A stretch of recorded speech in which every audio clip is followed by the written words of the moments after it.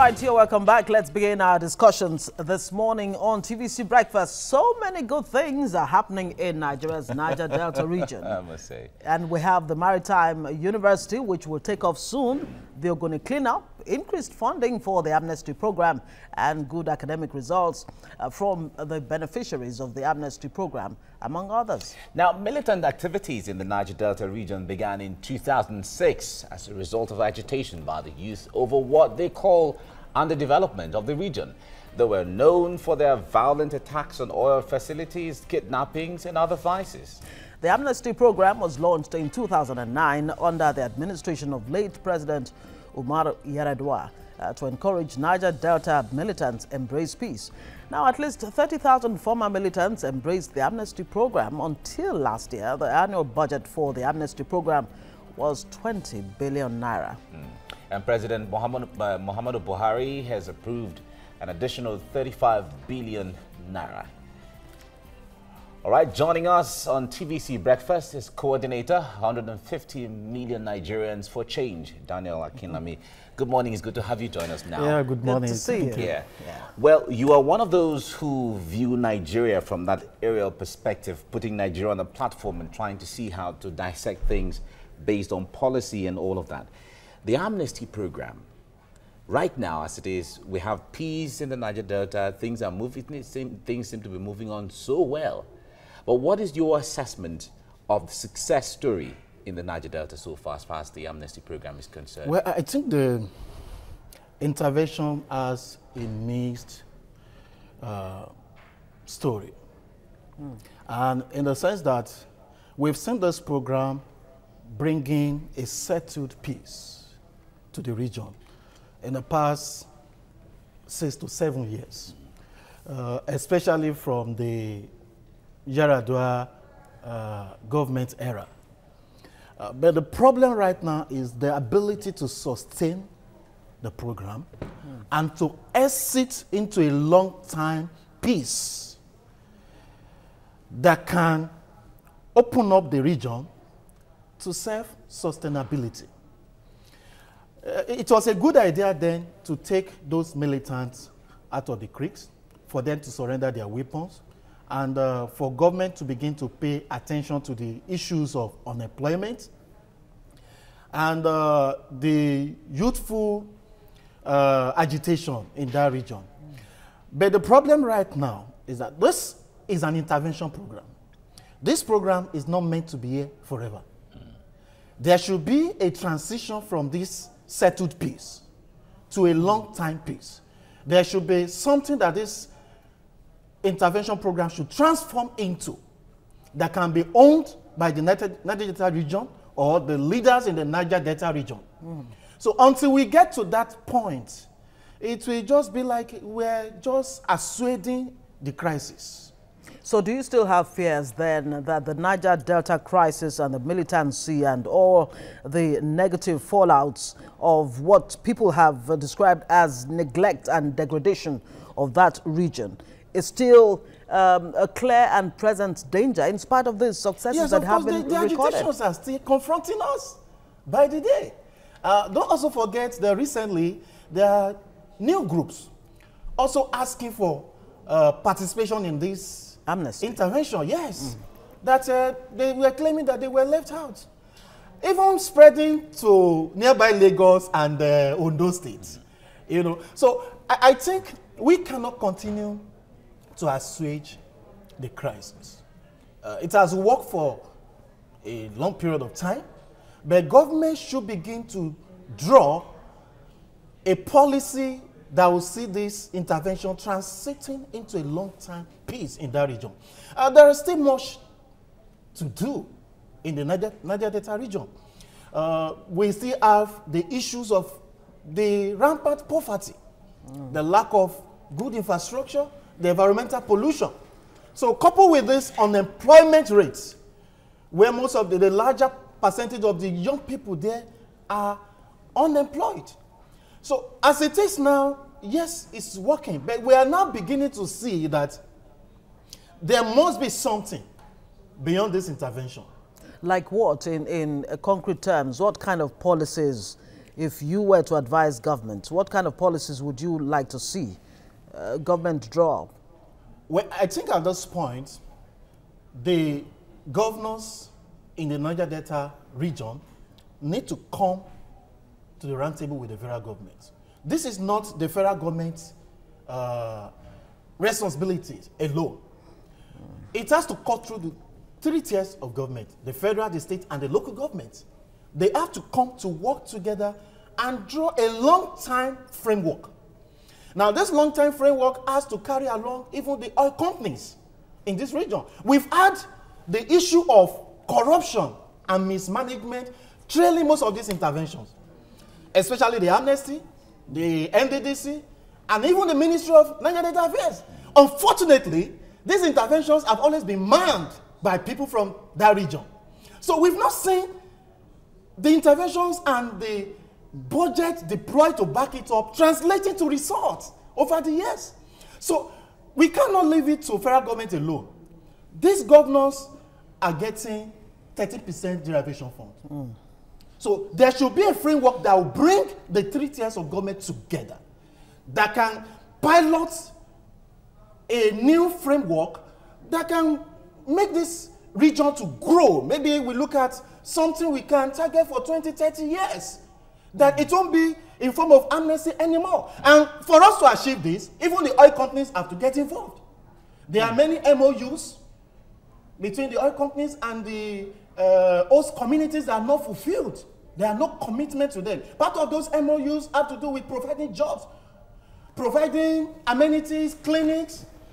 Well, we have heard arguments from both oil companies and the communities. Oil companies say, well, we have provided roads, we've provided schools, we've provided hospitals, we've given them light, we've given them employment.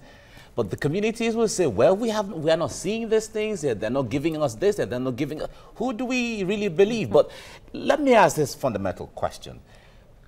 Anytime we talk to a Niger Deltan, they seem to speak in one voice from the perspective of they're not getting enough. You just mentioned 13% derivation. Now, they will say it's not enough if you have to really talk about the numbers in relation to what really comes out from there. But in the whole of Nigeria, those who are non-Niger Deltans, do we really appreciate the quantum or the level of issues in the Niger Delta? Well, I think to a large extent, the issues in Niger Delta are still quite there, confronting us. We get conscious of those realities when there is violence or pipeline bombing, you know. But as soon as we assuage the crisis, we go to sleep. So, but the issues are there, confronting all of us in Nigeria. So, and we've not even really got a permanent solution. What we are doing is trying to calm the nerves. So you don't think that a situation where you have 3 beneficiaries of the Niger Delta Amnesty Programme actually coming out with the first-class honors from universities abroad, 18 with second-class upper, public relations, telecoms, networking, engineering, robotic systems, and all of that, these are people who have benefited from this amnesty program. Looking at it from that angle, don't you think that this actually will provide some kind of permanent solution to the problem that is the Niger Delta? And what does it signify to you that militants, ex-militants, could actually achieve this kind of academic feat? Yeah, wonderful. I said earlier that this intervention has served its purpose.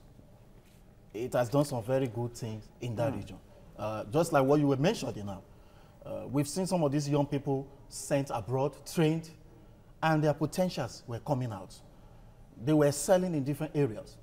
But where we are right now is the fact that we cannot continue to go around the circle around this intervention. Any intervention is just like subsidy. Okay, so we must take the region out of waiting for intervention. We must empower the region. That the region must also take responsibility for some of these things. So where we are right now, we've had reports, allegations of even militants not being paid. You know, as much as we have the wonderful stories from some of them doing well, you know, we've had reports even last year, late last year, some of them even wanted to protest So, but we believe some of those backlogs are being cleared. Yeah, now. we hear the report that but it hasn't been a smooth sale. There has been allegation of corruption trailing the agencies in charge of this intervention. So I think beyond that, there should be a framework. Whatever PANDEV is doing or demanding for, there should be a bigger picture than the amnesty, the handout scheme. So there should be a bigger picture that will empower the communities, empower the region, and also bring the governors to be part of this development. This development cannot be left to the federal government alone. So the government has responsibility. So we should be asking them questions too. Well, I wonder, wasn't it part of the job of the governors to provide but I think when the amnesty program was drawn, these are the letters. If the issues are not specified as to the time frame, because there's a problem with the time frame as to when should it really end. Where I asked that question to one of the Niger Delta leaders the other time, and he said, we shouldn't be talking about the concept of time frame now. We should be talking about the quality of what we're getting from it. So the point there is, all the Nigerians are watching. The northeasterners are watching. The southeast is watching. Other regions are also watching. So the point there is, now that you talked about state governments, the people themselves, those who are involved in the amnesty program themselves, no one is really looking at the time frames here. But if we have to narrow it down, what should the state governments be doing now in specific terms if we have to narrow it down to the specifics? I think we should tell ourselves the truth. No matter how we see it politically, it could be expedient politically to keep giving the money, the amnesty money, so that the ex-militants will not return to violence. But we must sit down. The governors must own a part of this intervention for us to move forward. And there must be a framework. When amnesty scheme was conceived, there was an exit time frame. So right now, what we are trying to do is to extend it so there can be continuous peace. So, but we cannot continue to just assuage this crisis like this. So the stakeholders need to come together and develop a new framework for the future. It's that new framework that can empower this region.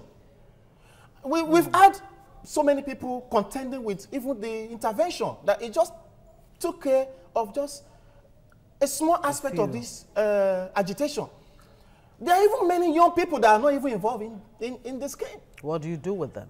What do you do with them? So what do you do with the community with no basic clinic, health facility, no school facility?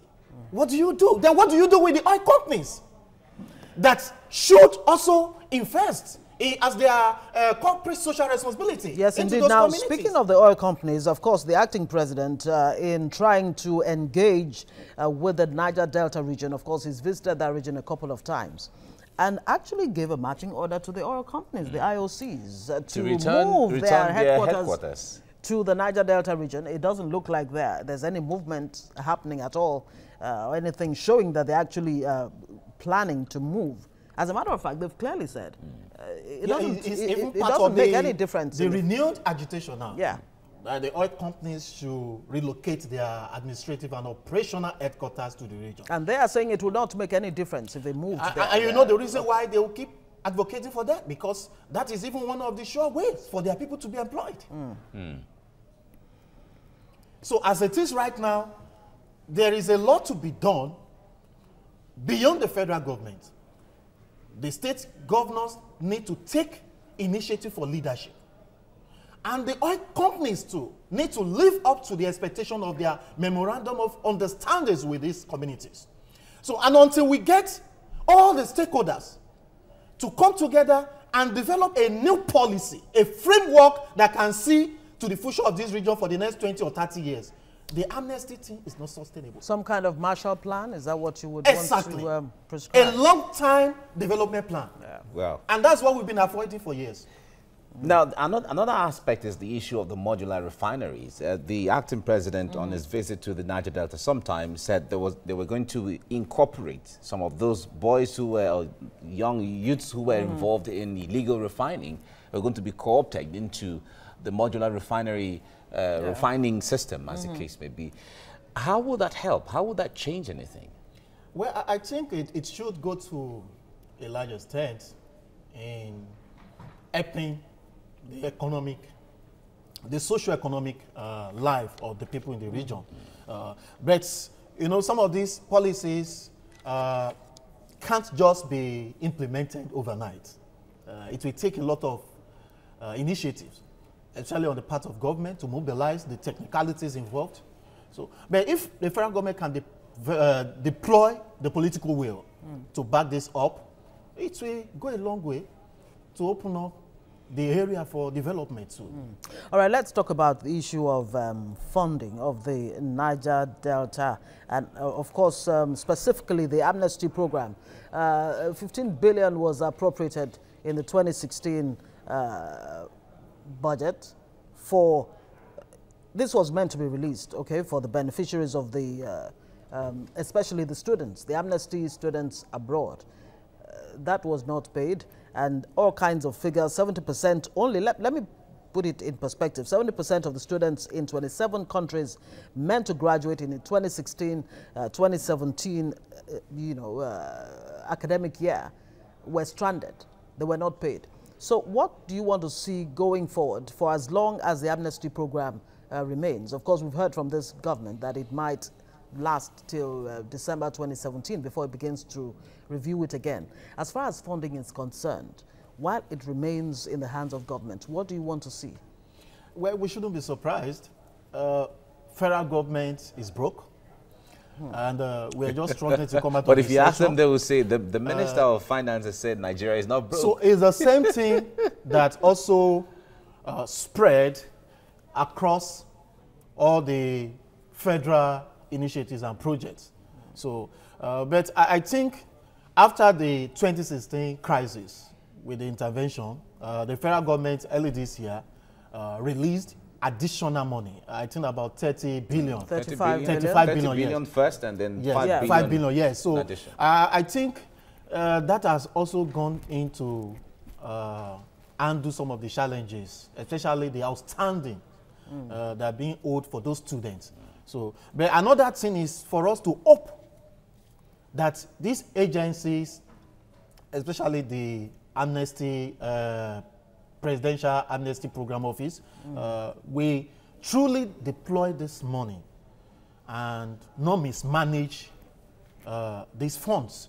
So if some of these budgets that have been released in the past have been totally used for the purpose of this intervention, we should have got a fantastic and better result than what we have now. All right, let me put you on the spot a little here. In your mind, from what you see right now, if we talk about time frame, when do you think this amnesty should end? You know, right now, it's quite difficult to put a time to it because the political reasons behind why the amnesty is still continuing. Maybe that will make you understand government situation right now. Yeah, so the political reasons are quite obvious right. and confronting us. So it's very difficult to put a time frame to it right now. But you know, in politics, you must marshal your plans and negotiate with people. You don't give order. You don't say you have it your way. We made some mistakes in 2015, you know, having to do with just rushing to declare an abstract or let me say a total cancellation of some of these initiatives, especially the one having to do with the Maritime University. So I think sometimes we need to consider both the emotional and the political relevance, attachment that the people in that region have with some of these things. So when we respect their rights, their expectation, their desire to have something to inspire development in their region, you know, we could work around some of them in an amicable way that everybody will agree. We've had enough of this. Let's look at the bigger picture. So, but I think that's what the government is now trying to do now. Looking at all the aspects where the socio-economic aspect of that region can be, helped to grow. And that's where the idea of the modular refineries make a big sense. Let's even look at the bigger picture. Okay, very quickly before we round off, should this amnesty program be some kind of template that can be applied? You talked about the amnesty, the northeast with Boko Haram and all of that. Do you think it is something that government can apply in other areas? Oh, no. It's not. It's no longer a template. It's already been applied. Okay. We have the Northeast Development Commission. It's already been applied. I'm even talking about amnesty for Boko Haram. Yes, they've explored that as well. They've asked for those who want to surrender. To surrender. Yes, they've asked for that. Those who want to surrender. It's just because the aggression of the Boko Haram war has overshadowed all those pleas. So I think where we are right now is just to make sure we do not recycle this intervention all over the country. All right. Thank you so much. Thank you. Coordinator, 150 million Nigerians for change, Daniel Akinlami. I was curious to actually ask why 150 million Nigerians, but we'll leave it at that. Thank you so much for coming on the show. Thank you. Thank you very much, Daniel, for coming. Thank you. Right, let's go on a break and then we come back to dwell on other issue this morning. Stay with us.